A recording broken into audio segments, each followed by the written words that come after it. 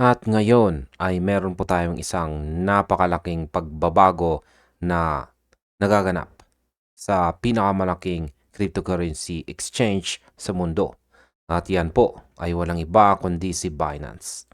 Sabi po ng title ng ating balita dito kay Times Tabloid, Some Things Happening with XRP on Binance. Yan. Habang ang marami po ay nakatingin lamang sa presyo, may mga underground movements po tayong nakikita na pwedeng magpabago sa takbo ng XRP sa mga susunod na araw.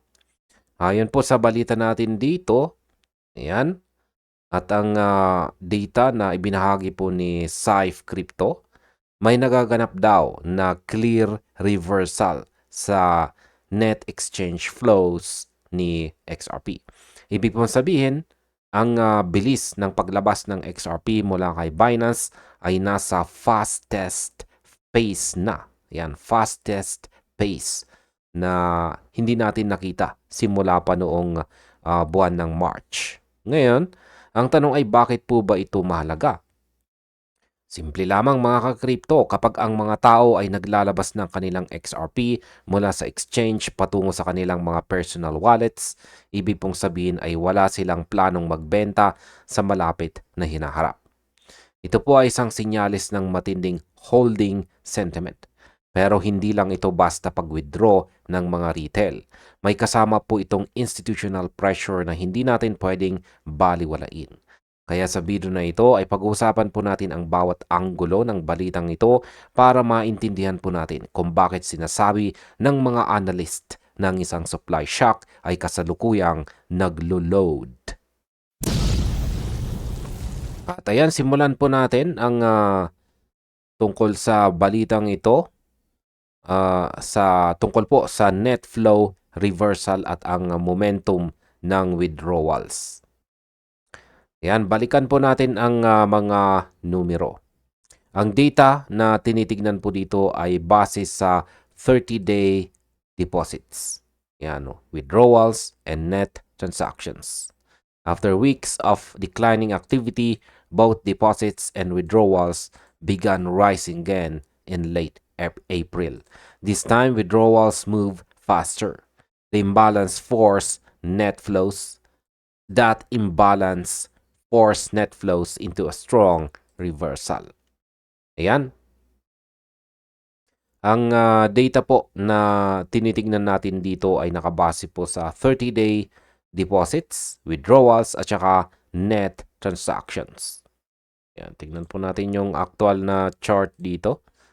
Ayan. Matapos po ang ilang linggo na tila matumal ang activity noong late March at saka early April, bigla pong sumigla ang galaw noong huling bahagi ng April. Ayan. Biglang, pero dito po nagiging interesting ang lahat. Habang tumataas po ang deposits, yung mga nagpapasok po sa exchange, mas mabilis at mas agresibo po ang pag-akyat ng withdrawals, yung mga naglalabas. Kaya ayan, kitang-kita po natin dito sa ating chart. Ngayon sa aking opinion ay isipin po natin ito ng mabuti. Ang Binance ang pinakamalaking liquidity hub para kay XRP. Kapag nakita natin na ang withdrawals ay mas mabilis kaysa sa deposits, nagkakaroon po tayo ng imbalance. Ito ang tinatawag na net flow reversal. Noong nakarang buwan, tila nakapako po ang supply. Pero ngayon, ang trend ay malinaw na. Outward bound. Kaya para sa akin, ang bilis at laki ng reversal na ito ay hindi normal na galaw. Hindi lamang po ito normal na galaw ng market. Ito po ay isang active repositioning. Ang mga holders, lalo na ang mga may malalaking bags, yan, or laman ng kanilang or holdings, ay tila naghahanda para sa isang bagay na malaki. Hindi ka maglalabas ng pera sa exchange at magbabayad ng withdrawal fees kung plano mong ibenta yan bukas o sa susunod na linggo. Ang paglipat po ng XRP mula sa Binance patungo sa private wallets ay nagpapababa ng tinatawag nating available exchange supply. At gaya po ng basic law ng economics, Kapag bumababa ang supply pero nananatili o tumataas ang demand, ano ang susunod na mangyayari? Siyempre, ang presyo ay mapipilitang sumunod paitaas. Ang bilis ng paglabas ng XRP ngayon kay Binance ay katulad ng mga peak periods na nakita natin noong simula ng taon na madalas na sinusundan ng malalaking price action. Dapat po nating bantayan kung magpapatuloy ang trend na ito sa susunod na 7 araw. Kung ang withdrawals ay mananatiling mas mataas kaysa sa deposits, ang Binance order books ay ninipis. Yan. At kapag manipis po ang order books, mas madali para sa mga malalaking buy orders na itulak ang presyo paitaas ng walang masyadong harang. Kaya masasabi ko po ay ang mga whales ay kasalukuyang naglilinis ng bahay or cleaning the house. Tinatanggal po nila ang supply sa publiko para sila ang may control sa magiging takbo ng market. Ayan, pag-usapan naman po natin ang tungkol sa ETF demand, kung saan ay ang dambuhalang sumasalo ng supply. Ayan, hindi lamang po Binance withdrawals ang kwento rito. Isabay rin natin ang data mula sa institutional side. Sabi po ni Saif na mayroong pong mahigit $11.28 million na pumasok po sa spot XRP ETFs noong mga nakaraang araw lamang.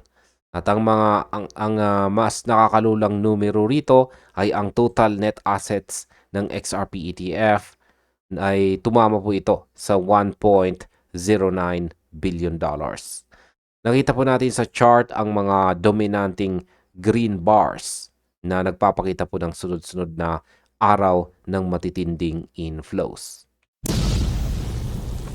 Sa aking opinyon, ito po ang perfect storm para kay XRP.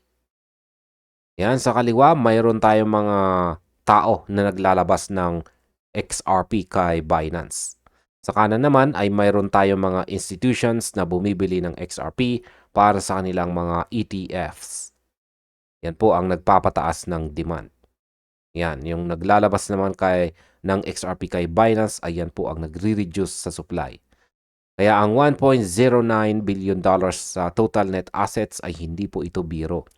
Ibig sabihin nito ay bilyong dolyar na halaga ng XRP ang nakalock up sa loob ng institutional vaults at hindi na po ito basta-basta maibebenta sa spot market gaya ng ginagawa ng mga retail traders. Ang $11.28 million inflow sa loob lamang ng isang araw ay nagpapakita na ang mga institution ay gutom kay XRP. Ang timing nito ay saktong-sakto sa pagdami ng withdrawals kay Binance. Kaya ang hinala ko po dito ay ang ilan sa mga withdrawals na nakikita natin kay Binance ay posibleng OTC or over-the-counter transactions na inililipat para punan ang pangangailangan ng mga ETFs na ito. Kaya masasabi ko po, ang supply ay mabilis na kinakain ng mga dambuhala. Habang ang mga retail traders ay nag-aalinlangan pa, ang mga ETF providers ay tuloy-tuloy ang paghakot. Ang $1.09 billion threshold ay isa pong psychological and financial milestone na nagpapatunay na si XRP ay isa na sa mga top-tier institutional assets ngayong taong 2026. Kapag ang ETF demand ay sumasabay po sa exchange outflows, ang resulta ay demand pressure. Kaya isipin po natin mga ka-crypto, bawat XRP na pumapasok sa ETF ay isang XRP na nawawala po sa sirkulasyon ng palitan o exchange. Kaya sa madaling salita, mas nagiging scarce o nagiging bihira sa XRP na pwedeng mabili ng publiko. Ito ang dahilan kung bakit napaka-bullish ng balitang ito kahit hindi pa natin nakikita ang agarang epekto sa presyo sa mismong segundo na ito. Yan, pag-usapan naman po natin ang pagtatapos ng quiet phase ni XRP. Matapos po ang ilang linggo ng mababang transaction volume at kakaunting participation, mukhang tapos na ang tinatawag na quiet phase. Yan, ang quiet phase ni XRP. Ang momentum ay nagbalik na sa exchange flows.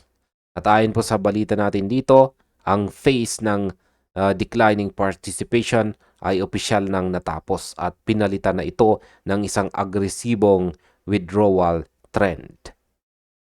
Ang kawalan ng balanse o imbalance sa pagitan po ng deposits at withdrawals ang siyang magdi-define sa susunod na kabanata ng presyo. Sa aking opinion, ang pagtatapos po ng quiet phase ay madalas na hudyat ng isang volatile breakout. Noong mga nakarang linggo, tila nakakabagot ang galaw ni XRP. Pero ang katahimikan na iyon ay ang accumulation phase. Ngayong nakikita na natin ang pagbabalik ng volume at ang pag-arangkada ng withdrawals, ibig sabihin ay tapos na ang pag-iipon sa mababang level at handa na ang market para sa movement phase. Kaya masasabi ko po ay ang mga market participants ay muling gumagalaw with intent. Hindi po ito random fluctuation lamang. Kapag ang pace ng outflows ay tumatapat sa most active periods ng taon, ibig sabihin ay may malaking news o event na inaasahan ang mga insiders at saka whales. Sila ang unang nakakaalam at ang kanilang galaw kay Binance ang kanilang fingerprints. Ang net flow reversal na ito ay ang ebidensya na ang mga tao ay mas gustong hawakan ang kanilang XRP kaysa iwanan ito sa exchange para sa mabilisang trade. Ito po ay isang long-term conviction signal. Dapat po nating tandaan na si Binance ay madalas na nagsisilbing leading indicator para sa buong market. Kung ano ang nangyayari sa supply ni Binance, kadalasan ay sumusunod din ang ibang mga exchanges gaya ni Upbit at OKX. Ang pagtatapos po ng declining participation ay nangangahulugan din na ang mga bears o yung mga gustong magpababa ng presyo ay nawawalan na ng bala. Paano mo ibabagsak ang presyo kung wala ng XRP sa exchange para ibenta? Yan po ang dilemma ng mga bears ngayon. Ngayon ay pag-usapan naman po natin ang tungkol sa supply shock is loading. Yan, sabi dito, Saif noted that the supply shock is loading, pointing to the tightening availability. As accessible XRP declines, demand can drive a stronger price movement. Continued outflows combined with institutional buying may accelerate momentum and support further growth in XRP's market position. Ang isa po sa pinakamatapang na pahayag ni Saif ay ang katagang the supply shock is loading. Ayan. Tinutukoy nito ang mabilis na pagkonte ng accessible XRP. Habang bumababa po ang availability ng token sa mga exchanges, kahit ang maliit na pagtaas ng demand ay pwede pong magresulta sa isang napakalakas at mabilis na pag-angat ng presyo. Ito ang accelerator na hinihintay ng marami.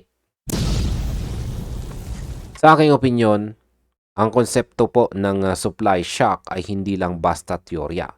Ito po ay isang mathematical reality. Kung titignan po natin ang kasalukuyang takbo, yan po ang withdrawals kay Binance na mabilis, ang ETF inflows na umaabot sa milyong-milyong dolyar araw-araw, at ang kabuwang $1.09 billion sa mga ETF assets, makikita po natin na ang liquidity pool ay mabilis na natutuyo. Kaya ang masasabi ko po sa supply shock na ito ay ito ang magiging mitsa ng susunod na parabolic run. Sa cryptocurrency, ang presyo ay hindi lamang po gumagalaw dahil sa utility. Gumagalaw ito dahil sa scarcity. Kapag ang mga exchanges ay nagsimulang magkaroon ng low inventory, mapipilitan po ang mga buyers na itaas ang kanilang bid price para lang may makuhang XRP. At dahil ang mga institution ay hindi po price sensitive gaya ng mga retail, Dahil kailangan nilang punan ang kanilang ETF requirements anuman ang presyo, sila ang magtutulak sa presyo paitaas. Ang supply shock ay para po itong isang pressure cooker. Habang mas maraming XRP ang lumalabas kay Binance, mas tumataas po ang pressure sa loob. Ang loading phase na sinasabi ni Saif ay ang oras kung kailan ang pressure ay unti-unting nabubuo. Kaya bilang mga holders, ang trabaho po natin ay hindi ang manghula kung kailan sasabog ang pressure cooker, kundi ang siguraduhin na may hawak po tayong XRP bago pa ito mangyari.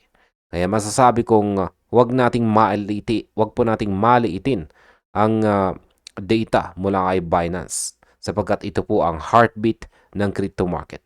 At sa ngayon, ang heartbeat na yan ay nagsasabing ang supply ay mabilis na nililinis.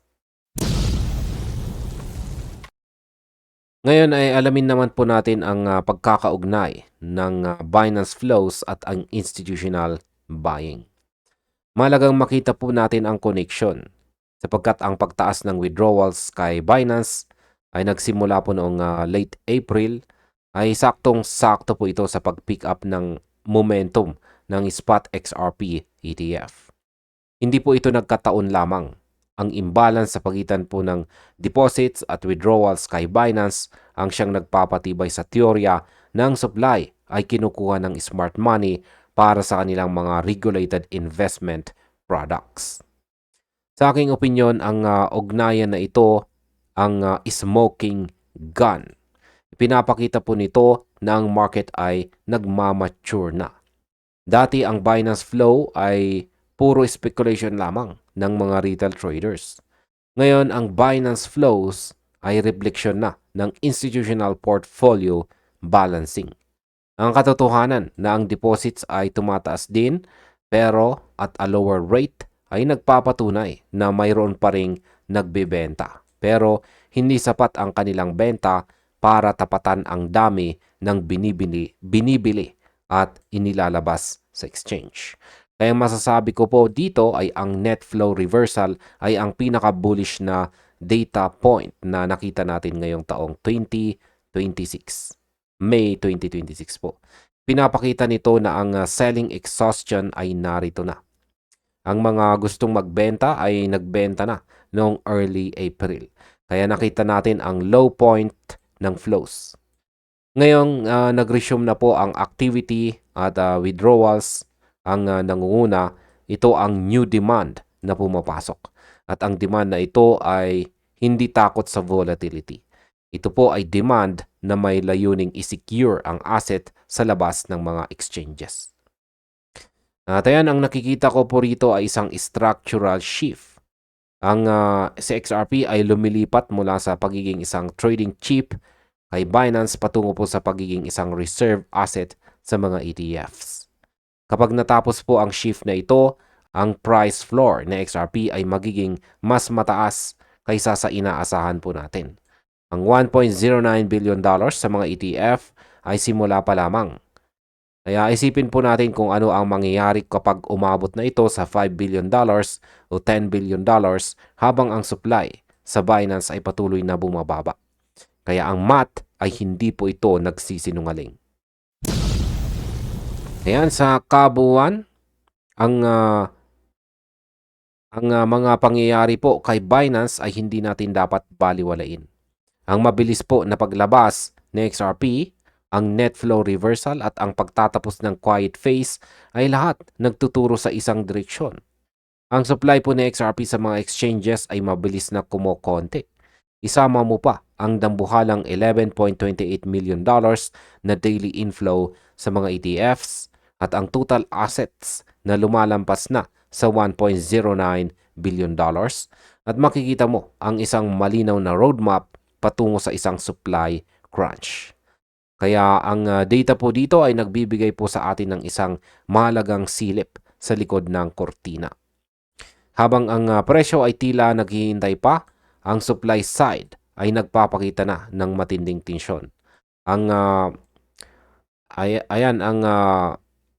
pag resume po ng intentional movement ni XRP ng mga market participants ay isang kumpirmasyon ng tiwala sa asset ay bumalik na ng buong buo. Kaya manatili po tayong disiplinado, bantayan po natin ang ating mga wallets at lagi po nating tandaan na dito sa mundo ng crypto, ang supply at demand ang siyang huling hukom. At hanggang dito na lamang po tayo sa video na ito mga ka-crypto. Marami pong salamat sa panonood.